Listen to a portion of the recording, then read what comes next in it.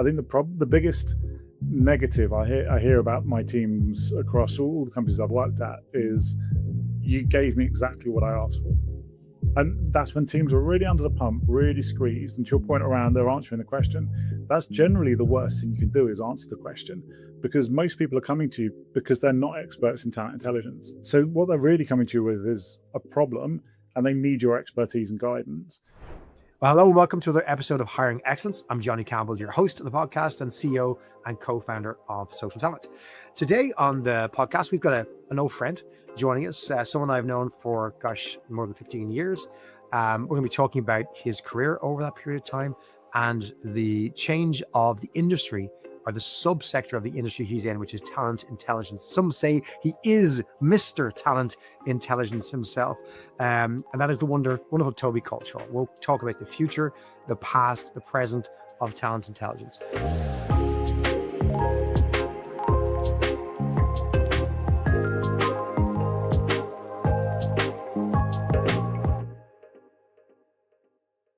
Toby, actually, this is the first time you've been on the podcast, but you were a former presenter on Social Talent platform many years ago, which you reminded me of when we did our briefing on this. You're very welcome to the show. Maybe you can give our audience a bit of insight as to where you're joining us from and who you are, where you work today. Thank you very much, and thank you for having me. It's a long time listener, so it's good to be on here. So I, as mentioned, work at ServiceNow, which is a big US tech company. I live in the UK. I lead talent intelligence and quality as the team name for ServiceNow, and I've been here for probably about 6 months. I'm probably due some kind of LinkedIn post of my first 6 months of the role. It's all good content, isn't it?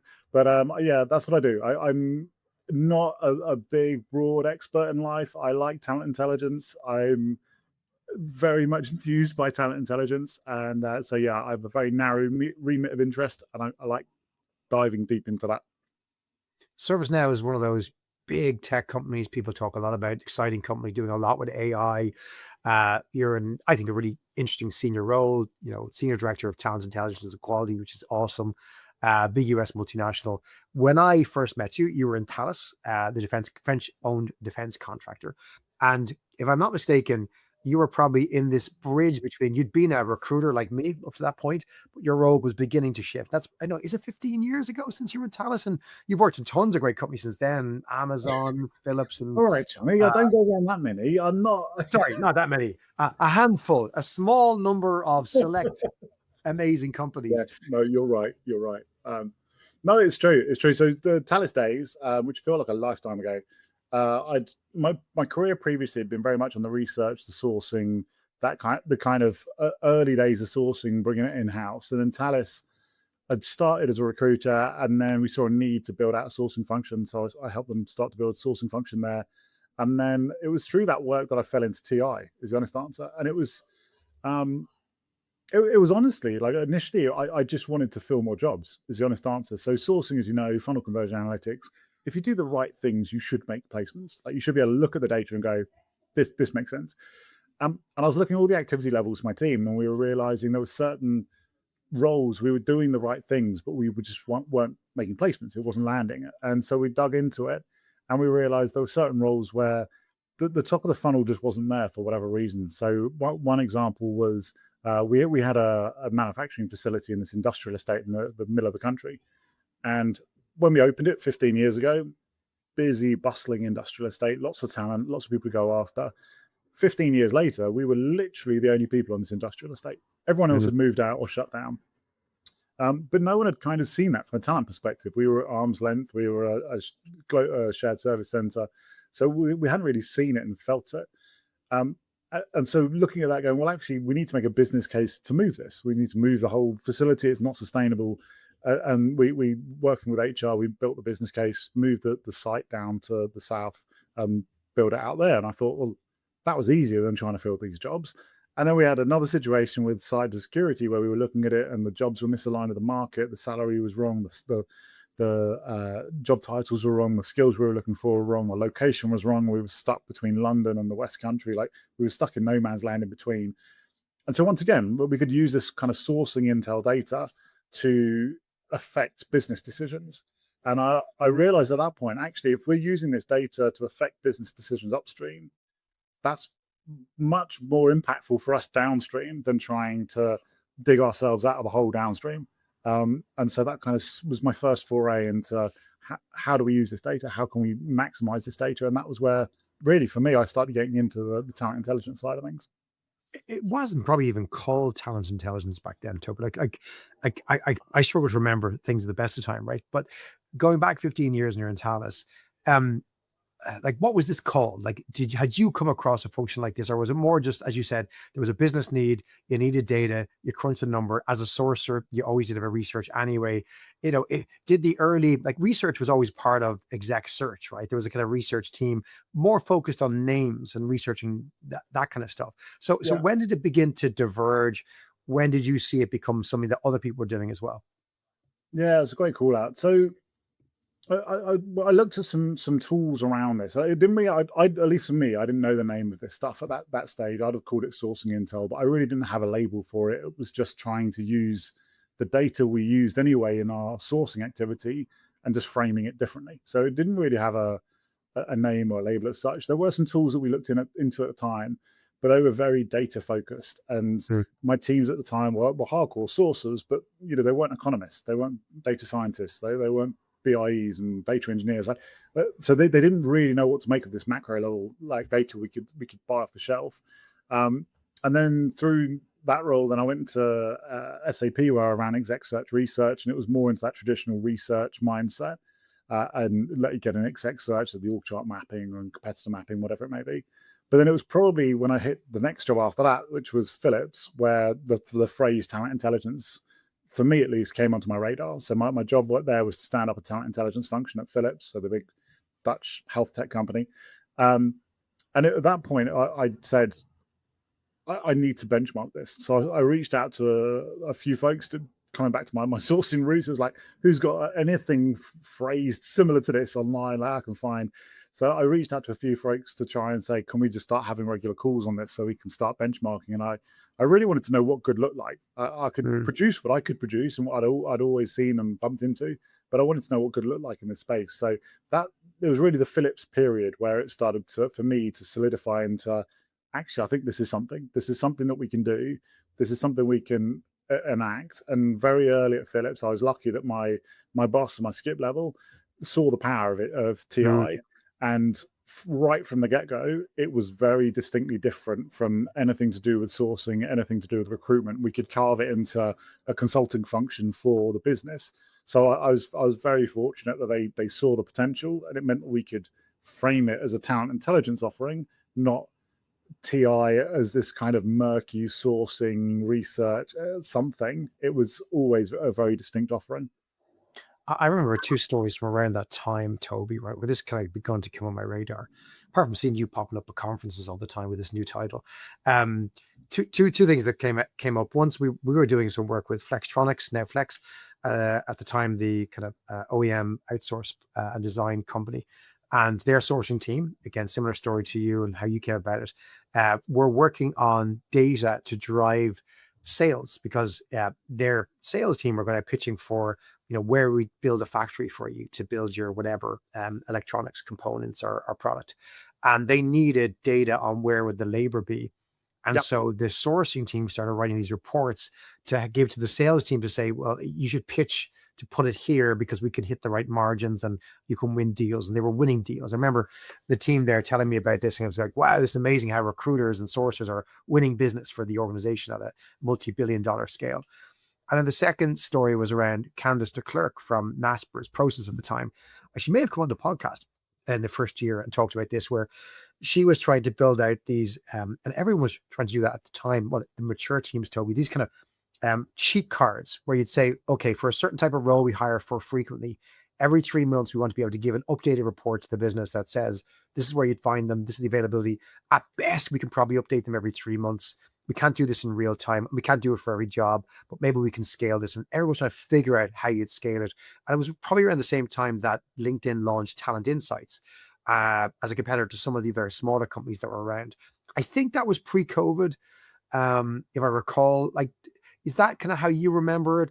And if so, for you in particular, where did you and your team sit in relation to the people who actually own the recs, and how did you interact? Yeah. So we sat within sourcing. So at Philips, I reported into the VP of sourcing. Um, by the end of it, so it started year one, just me. By the end of it, we had a team of about 25, depending on the number of rotations and what we were doing during the year, but it was about 25. Um, Less than 5% of all of our work was for HR at all. It was direct to the business. So it was strategy, M&A, manufacturing transformation, real estate. It was all part of the business transformation programs. We just happened to be within sourcing. We happened to be in TA. We happened to be part of HR. There was other programs that were doing other amazing work as well. So Kristen Hayes, for example, did an amazing program on battle cards and competitor battle cards. So we had all these battle cards where we knew certain competitors had the skills we needed. And, in my mind, it was one of the first kind of skills-based hiring programs I was witness to. So we were very fortunate that the company was hungry for this sort of information, and we could ramp up really very aggressively. We had parts of the business that were much harder to break into. We had times where we were being literally put in competition against the McKinseys or CBREs, and they'd run our project in parallel with this other project to see who did the best work to build trust. So we were very lucky from that period that we probably skipped quite a lot of the traditional evolution that you see within TI teams.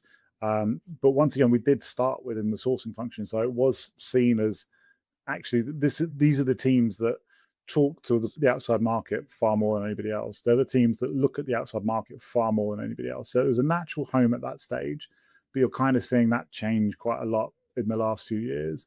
I'd say my exit from Philips, that sort of era when I went over to Amazon, which was that kind of post-COVID boom type era, that's when I really saw a lot of TI teams get invested into really heavily, and people really grew because talent was so scarce. There was a high attrition rate.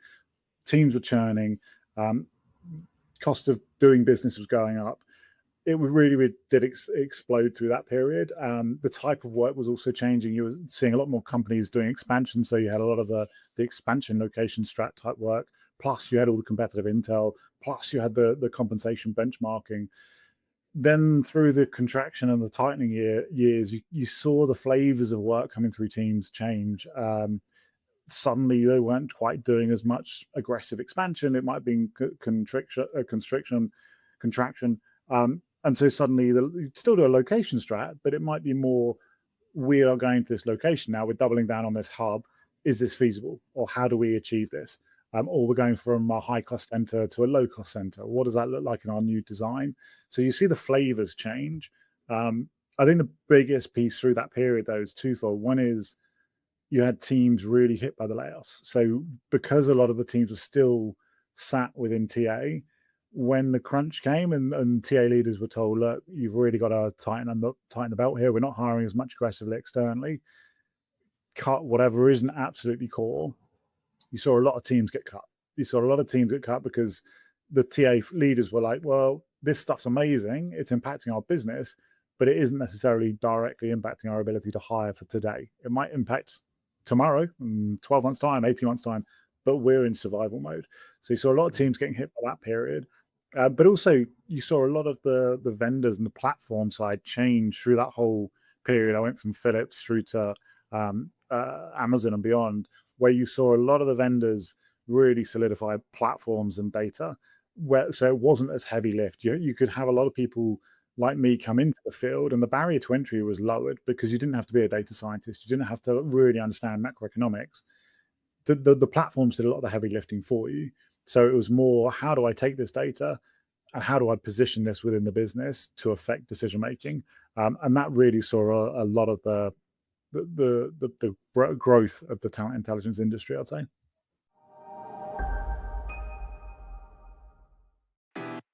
Hiring is harder than it's ever been.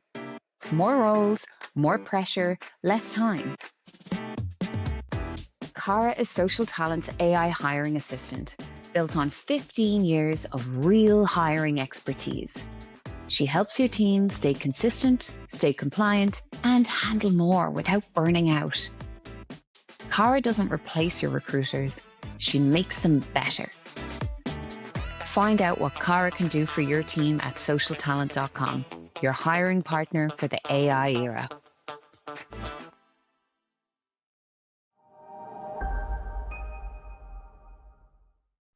Can I ask you about the tooling, right? Because maybe you wouldn't mind taking me on a 1, 2, 3 step journey from when you first started in this space 15 years ago. What did the tools look like? What was available to you? What were you using? How did that mature? Let's say post-COVID, 2021, 2022, what did that look like? And then maybe bring us up to today to what you're seeing is changing, if anything, in the tooling. Yeah, so I'd say this will be very much be a tooling from my perspective. So early days, it was using the data we could see from our own tooling as sourcing. So we had LinkedIn Recruiter. LTI wasn't out of that era. So you had LinkedIn Recruiter. There was some data on company pages on LinkedIn, for example. If you're a premium, you'd see extra stuff. You obviously had your CRMs, your ATSs, but and then the external labor market data that was just out there. So like World Economic Forum or Bureau of Labor Statistics. But there were vendors out there, but they might have been heavier lift and just beyond my capability or my team's capabilities at that time of understanding. So, you had people like Lightcast, Economic, used to be called MZ, and Burning Glass. They were around back then, but it wasn't really on my radar as much because I didn't really understand the space as much. As you go through, and I say the platforms evolved, you've got the likes of MZ becoming and Burning Glass becoming Lightcast. You've got Talent Neuron. You've got Drop. You've got Viadia. You've got Revelio. You've got LTI coming out a few years later, etc. So you've got all of these other platforms coming into play in the last 10 years that are doing a lot of that heavy lifting. They've all got slightly different takes, slightly different flavor. Most teams nowadays would usually have an LTI type resource and then one of the macro players. It gets a bit blurrier because some of the CRMs started integrating some of this data as well. So you had a few of the CRMs that would enrich data and profiles and have a lot of this data coming out. But that generally you're going to have a profile-based solution like an LTI type, and then you're going to have a macroeconomic-based solution. And a lot of the job is to take the macro and the MISO and kind of meet in the middle somewhere and say, okay, how do we fill all this out and make the line of sight clearer? Because one of the hardest things is a TI team will use a macro tool and say, this is the number of people in this given location. That research eventually lands on the desk of a recruiter or a TA leader or a sourcer, and they look on LinkedIn or whatever tool they might be using, and they go, this number's completely different. Doesn't make any sense to me. I don't trust any of this. And so join those dots from the macro, meso, and micro is quite a lot of the work, if I'm going to be honest. I'd say how it's evolved. And on that, can I ask you before you talk about how it's evolved for a second? Do you find that geographically the challenges are different? Like, you mentioned the US Bureau of Labor Statistics. So in the US, there's, my perception is one large source that's got a really good public feed of data you can mess around with. You get to Europe and Asia, the quality varies massively by country, region, what's available. Normalizing the data is very difficult. Is that your experience, that it does really depend on geography-wise where you're looking? Yeah, massively. And although different vendors will have different maturity and different coverage, they all face the same problems, really, because there's going to be some kind of profile-based data within their systems, whether that's from Viadio or Zing or LinkedIn or GitHub or whatever, wherever they're getting their profile-based data. And then there's going to be the macroeconomic government data and then the job postings, etc. Some elements are going to be easier to get than others. So if you're going into certain countries, you can tie in with the job posting vendors and you can get their data sets. But if there isn't a good profile-based platform or ecosystem there, it's very hard to get that data, or not impossible to get that data. Quite a lot of countries also, the government don't even know their workforce, particularly if you're looking at parts of Africa or LATAM and APAC. So it's very, very hard because even the government doesn't know really what their workforce is at a macro level. And that also gets tricky when you're going from kind of the big job codes that you'll see, like the big buckets like ONET or SOC codes or whatever, and then which aren't really aren't really that useful for a recruiter or a hiring manager. They might be good for strategic workforce planning and long-term business planning or workforce planning. But when you're actually getting to like rubber hits the road, it doesn't really tell you much, because you don't just want this big engineering bucket. You might need this specific nuanced version over here.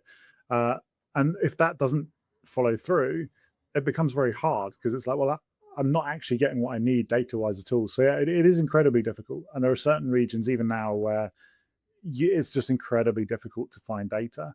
And that also impacts the work of TI in as much as it's very hard to benchmark, because one project does not equal one project.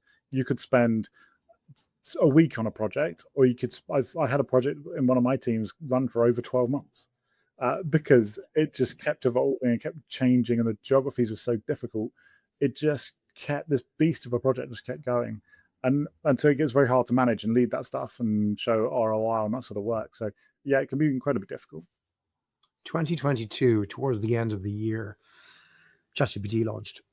And since then, there's a perception that it's eating software and tools left, right, and center. Walk me through the impact from your experience that AI has had on the professional, the area of talent, or even HR intelligence in that period. Has it replaced some of that tooling? Is it brilliant? Is it risky? What are your thoughts? What's your experience in that? Yeah, yes to all. I think that it's amazing what it can do. I'm a huge Claude user, and I have been for a long time. I've run competitions for running talent intelligence through the Talent Intelligence Collective. We ran prompt engineering competitions. I'm a big fan of what it can do. I think that it's incredibly dangerous as well, because it's so believable and it's so trustworthy. Yes, the hallucinations are getting controlled, and we're getting guardrails on this stuff. But I think we're at risk of losing what's special in these fields. I think it's important to remember that with a lot of all of the language models, that they are done on this predictive text on steroids. So if you want a really average answer, it'll give you average answers really, really well. If you want a nuance different that's specific to you, you've got to put a lot of work and a lot of effort into getting that specificity. And I think that's where the danger comes. I think a lot of teams and a lot of companies at the moment, particularly because they're being asked to do more with less, etc., they're looking at it going, well, if I'm doing a location strat, I could just ask Claude. I'll ask ChatGPT. I'll ask Grok. It will just spit me out something.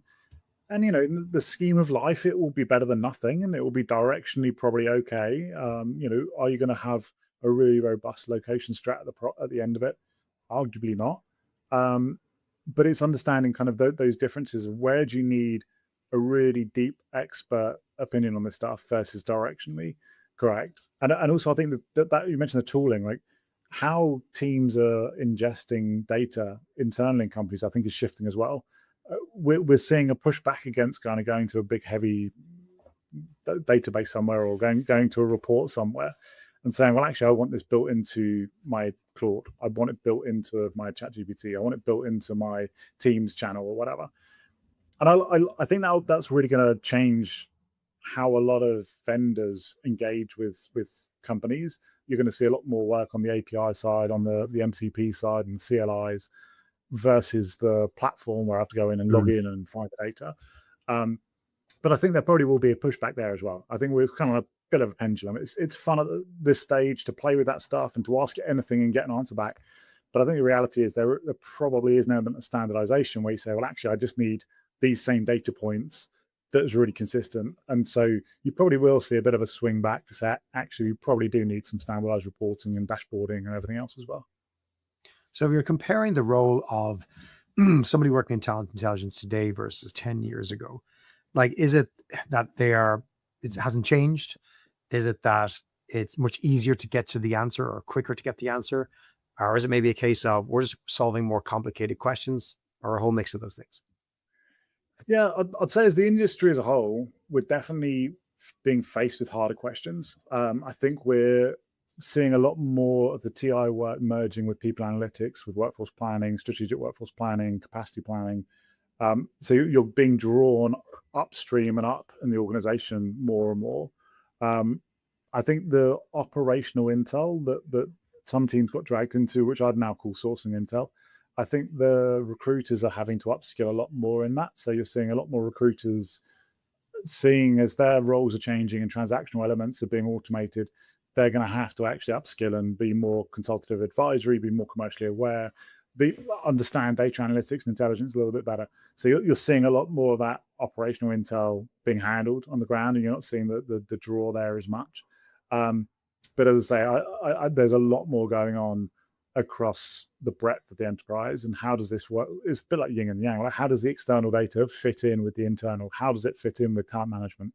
How does it fit in with people analytics? How does it fit in with SWP? And at the same time, that's causing challenges around, where does TI sit? Do we still sit within TA, which, I did a few benchmarking surveys through the TIC, Talent Intelligence Collective. And the last two surveys I did, you could see the shift where teams were predominantly based in TA. And then by the last survey, although it was still the biggest home, more teams were outside of TA than were inside TA. And you're seeing that shift continue. You're seeing more and more of capabilities and roll into people analytics teams or SWP teams, or directly by the business than sit traditionally within TA. We're seeing this mega trend, mega within talent, of these three buckets: talent acquisition, talent development, talent management, that there's a convergence of roles, leaders, responsibilities, tools. All these things are happening at an increasing pace. It's been going on for some time, but it seems to be getting faster.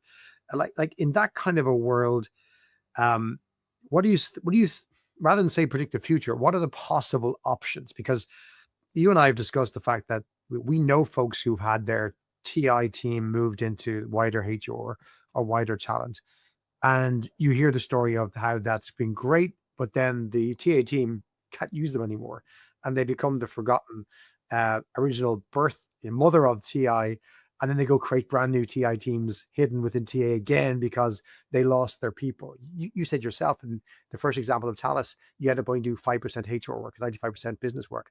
So how do you resolve those conflicts? What are some of those different options? Without picking one necessarily, Toby, what do you think are the different future states of talent intelligence? Yeah, I think there's probably going to be some pendulum swings. I think we're going to probably over-index on automation, centralization. Not just for TI. I think that will go for most corporate functions. We're going to over-index on that. I think that will then draw, as you say, the need on the ground. I think teams like a TI team where, the reality is that as a central TI function, I'm never going to have enough people or resources or capabilities or agents or whatever it may be. So you have to build whatever you can to try and drive as much decentralization as possible. So I think you're probably going to see a pendulum swing where things get tight. You build the tooling, you build the systems, and then you'll see a lot of decentralization of people using the data and capabilities. There's a whole concept at the moment of headless systems, where you'll have the data and the central repository, and then people can just plug into that and pull whatever they need. I'm of the opinion at the moment, I'd rather create around that, and rather than trying to fight and argue for headcount and everything else, like I'd rather say, actually, yeah, let's build the data sets, build the data sources, create the system so people can plug into this wherever they want, and really kind of decentralize it as far as you can and far and wide as you can. Because when it gets to that point where a deeper question is needed and it's not just directionally correct information, that's when teams will start turning back and saying, well, actually, we need this from you. We need that deeper dive. We need that deeper research. And I think you'll see that across most analytics intelligence fields. I think the same for people analytics. You'll see a big decentralization, allowing people just to log in through their Teams channel or their Slack channel, or whatever, get whatever data they need. It's all it's going to do in my mind is drive ultimately more demand on the center, because it's going to say, that's great, I kind of got what I need out of this, but I've actually got all these other questions that I can't answer. I need your support now. So for me, it's almost like a marketing tool. The more you can push data out there, the more you can create a culture where this data is needed in all facets of talent life cycles and the business life cycles. It's going to eventually flywheel itself around and create demand for the center.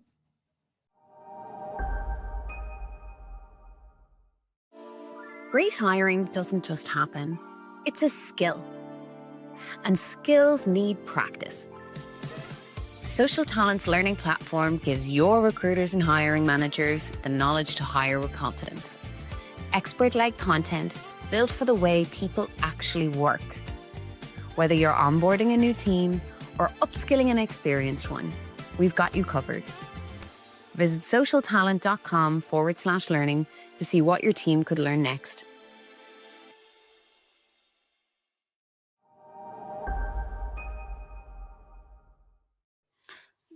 Early this year, 2026, we had the head of Salesforce come out and say that he didn't think people would log into Salesforce, need to log into Salesforce ever again. You probably log into Slack and ask questions of Salesforce. This was the whole headless concept, and several $100 billion of valuation of SaaS companies was wiped that week following that comment, right? So this idea of headless, which some of our audience may be familiar with, some may not. For many, it's probably new. And I totally agree with you. You know, once you've tried it, you never want to go back. And it's the realization that we never wanted graphs, we never wanted reports, we wanted answers. Like the business came to your original team and probably your teams all through your career and say, can you give us an answer? Kind of don't care how you get there, only to the fact that we want it to be accurate, want to know it's reliable, et cetera, et cetera. But really, it's all about the answers. And if you can allow folks to ask a question and get an answer that comes back that is correct, does that mean that the talent intelligence teams goes away, or is that the talent intelligence team manages the data flow and then takes the exceptions that can't be answered by call it the scaled automation? Yeah, I think possibly the latter. So where I think about my team at the moment, we've got half the team is consulting, half the team is essentially product and building out headless and scaling systems. I think the answer probably is they need it all. There is no single solution. It's not going to go all headless. You're still going to have a vast swathe of users that want to have the standardized report, standardized visualization, because it means that they don't have to create it. Then it takes the responsibility off them. So I think there's still going to be a need for both. I think where we need to get to is the end user understanding the context enough to be able to ask better questions. I think the biggest negative I hear about my teams across all the companies I've worked at is, you gave me exactly what I asked for. And that's when teams are really under the pump, really squeezed. And to your point around they're answering the question, that's generally the worst thing you can do, is answer the question, because most people are coming to you because they're not experts in talent intelligence. Your business come to you and they're not experts in talent intelligence or labor market intelligence or competitive intelligence. So what they're really coming to you with is a problem, and they need your expertise and guidance. Now, you can build chat systems that will give them, probe questions and follow-up questions, et cetera, et cetera. But the critical thinking around that, I think just isn't there. I think what you're more likely to have is a decentralization of the core and common. And then within that central team, you'll end up with a data team and a product team, some core consulting, but then you're going to have very, very specific orchestration and science layers within there, and agentic layers within there, where people will own their own tech stacks and have very specific tooling built out and crafted for them, rather than kind of the generic for everybody. When you say the user comes, are you talking about the recruiter, a hiring manager, or just a business owner, as in a business function owner? I'd say everyone. Like, so when people ask me who's my customer is ServiceNow, full stop. Like, I think HR, we've got a long history of being really bad at getting our data into the business and understanding why this data is important to the business or not. So I think we need to get the data as far out there as possible. I'd love it integrated into standardized business mechanisms and standardized workflows. I want it integrated into your competitive intel, your market intel. So if we're going up against particular firms, great. What are they doing from a talent perspective? How's that going to affect their product downstream? How does that affect their go-to-market downstream? I think you need all this data fully integrated. I think operationally within TA, I'd like it fully integrated into ATS systems, workflows, everything else. So obviously, we're a workflow company. Mentioned headless earlier. The reason I joined ServiceNow is I genuinely think that to build effective Gen AI systems and AI systems, you need a really clean workflow management. And I think particularly at enterprise level, the complexity there, you just can't have Gen AI systems automating this stuff and hoping for the best. You need a really clean workflow system. which is why I joined. But even the ATS, the hiring manager going in, whether it's in the ATS, whether it's in a Slack or a Teams or whatever, it doesn't really matter. But what I would love to see is when they're raising a rec, or when workforce planning have already looked through and said, look, this is what's coming this year, we should be having data at that point. We should be saying, actually, this rec you're raising, the skill set's out of sync with the market. We know the time to hire is going to be X, Y, or Z. If you change this, this is how it benefits you. If you're looking in this market, our compensation band is this versus the competitors. We can see they're actually open in this space as well. That's going to really make this a lot tighter. Do you, as a hiring manager, still want to do this? Because I think at the moment, by the time it gets to TA, and even if we bring this stuff up at like the intake process, it's too late. The rec's been approved, it's been signed off, it's gone through finance, everything else. It's kind of too late to a lot. You're kind of fighting a battle from the start. I want more accountability and responsibility to be on the business and the hiring managers when they're raising recs to say, I'm okay with this rec taking ages to fill.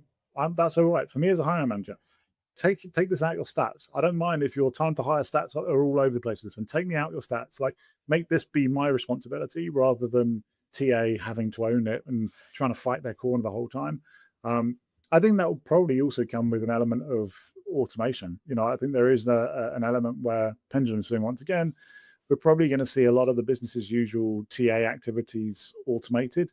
But I think it's doubling down on where is the value in this process? Where do we really want to have people involved as a unique differentiator? And I think at the moment, for me, I'm biased. TA is an industry we're kind of focusing on that wrongly. A lot of TA at the moment is focusing on sourcing and saying, we can identify really easy. We can do the automated outreach. So let's automate a lot of sourcing. And yet at the same time saying the hardest thing is engaging really, really hard to find talent. So I think we need to just kind of get ourselves as an industry in check and say, where's the value bit of our process? We need to do some process mapping. Where do we really want to spend some time and effort and resources? And where are we okay to let go of stuff? Like, not all roles are created equally. Some roles are completely fine in my mind to hiring manager self-serve. If it's getting a rec, putting it in the system, getting the ad response, hiring manager self-serve it. Some are going to be fine for that. Press a little button. If you've got an emergency, we'll come help you. We'll give you the support. But I think we need to get more comfortable letting go of some of these things. Toby, it's been absolute pleasure hearing your insights, getting the history of where it all came from, particularly getting your insight on where it's going. Toby, for anyone who hasn't heard him before, is one of literally the world's best speakers in talent intelligence. He gets wheeled out at every conference that they'll pay him enough money to go to, or buy a decent hotel room, or it's close to where he wants to go vacation. And it's been a pleasure kind of watching your career and seeing not just your career develop, Toby, but obviously just see you as the kind of expert in this area. And I know you hate that word expert, but the most passionate, talent, intelligent person I know. So our go-to person. You've hinted a couple of times, through the conversation about the Talent Intelligence Collective. Would you mind just sharing with our audience a little bit about that and just where they find out more and who's it for? Yeah, so the TIC was actually spun out of the conversation earlier I mentioned, where we had those kind of little groups where I was trying to find people to network with. And then I realized that my organizational skills really sucked, and we were going quarter to quarter, and I hadn't set an agenda on any of these calls. So I was like, I'm just going to form a Facebook group and we'll start chatting on there. So I formed the Facebook group, and then that spiraled out into newsletters, and it spiraled out into WhatsApp groups and podcasts and YouTube channels and everything else. So TIC is essentially a peer-to-peer networking group and a place where anyone that's in talent intelligence, workforce planning, people analytics, strategic planning, anything in that sphere, total reward, compensation, can come meet other people in that space. It's completely vendor agnostic. We're friendly with all. Substack is the easiest place to find us, just substack.talentintelligencecollective.com, but we're on all socials. You can find us on there. And then through that, you can find us on WhatsApp. There's a very busy WhatsApp channel that you can find us through and join in the conversations. Toby, thanks for taking the time out. It's been great to catch up with you and hear more. Dying to see how it develops, and maybe in a couple of years' time to come back and see where we at then. But I think it's a really interesting time for talent intelligence, and great to hear from the mind of somebody who's at the forefront of it. Thanks for joining us. Thank you so much for having me. Really enjoyed it. And a huge thanks to you for listening and joining us. I hope that really kind of got you thinking about a bit of history, a bit of how it works today, and then a hint as to the direction it's going in. If you haven't read up on things like headless or how Claude can help data or the risks of those things, do check it out. We'll be back next week, though, with another great guest on hiring excellence. Don't forget to subscribe if you haven't already on your favorite podcast app, or check out our live videos on YouTube or LinkedIn. Until next week, see you then.